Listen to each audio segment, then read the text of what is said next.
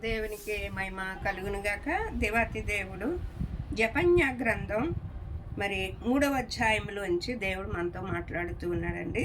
ఇక్కడ జపన్య గ్రంథంలో దేవుడు ముందుగానే మన శిక్ష అంతటిని కొట్టివేయటానికి ఈ లోక రక్షకుడు మన కొరకు మరి ఆయన పుడుతున్నాడని ఆనాడు ప్రవర్తన ద్వారా మరి ఎంతమంది అయితే ఆ ప్రవర్తలందరూ ప్రవర్తించారో ఆ ప్రవర్తన లేఖనాలన్నీ కూడా మరి యేసు ప్రభు వారి గురించి తెలియచేసినట్లుగా మనం ప్రతి లేఖనాల్లో చూస్తూ ఉంటాం.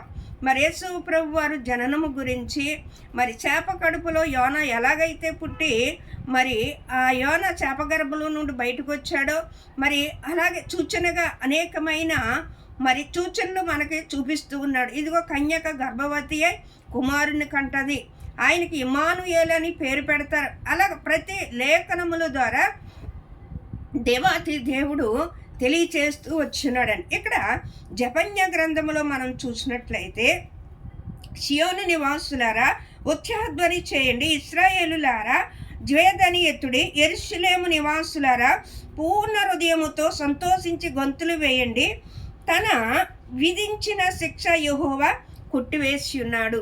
అవునండి, ఆయన విధించిన శిక్ష అంతటినీ కూడా కొట్టివేసి ఉన్నాడు. ధర్మశాస్త్రము ద్వారా పాపానికి జీతము మరణం. అయితే ఆ మరణ శిక్ష తొలగించాలి అని అంటే ధర్మశాస్త్రములో మరి రాయబడిన ఆనాడు ఇశ్రాయేలు ప్రజలందరూ కూడా ఆనాడు యాజకుల దగ్గరికి వాళ్ళు చేసిన పాపాన్ని బట్టి, వాళ్ళు చేసిన దోషాలను బట్టి, వాళ్ళు చేసిన అతిక్రమాలను బట్టి మరి కోడినో మరి గువ్వనో లేతే పొట్టేళ్ళనో లేతే మేకనో ఏదో ఒకటి మరి వాళ్ళు తీసుకెళ్ళి వాళ్ళు చేసిన పాపానికి ప్రాయశ్చిత్తం చెందేవారు, మళ్ళీ పాపం చేసేవారు. కానీ దేవాతి దేవుడు ఆయన మళ్ళీ మరి పాపము చేయకుండానట్లుగా మళ్ళీ మరణించకుండానట్లుగా మన పాప శిక్ష అంతటినీ కూడా ఆయన కలవరి సిలువలో కొట్టివేయటానికి వచ్చాడండి.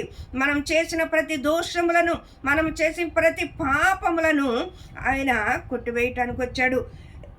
ఇక్కడ లేఖనాలు సెలవిస్తుంది కదా, మీ శత్రువులను ఆయన వెళ్ళగొట్టును, ఇశ్రాయేలు రాజు అయిన యెహోవా మీ మధ్యనున్నాడు, ఇక మీ మీదకి ఏ అపాయము సంభవించదు. ఏ అపాయము సంభవించదు అంటండి.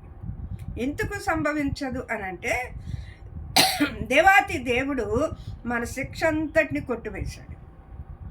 మన శిక్ష అంతటిని ఆయన భరించాడండి, ఆయన కొట్టివేశాడు. మనకు నిత్య జీవంనిచ్చాడు. ఆయన మనందరినీ నిత్య జీవంలోనికి నడిపించడానికి ఆయన దిగి వచ్చాడు.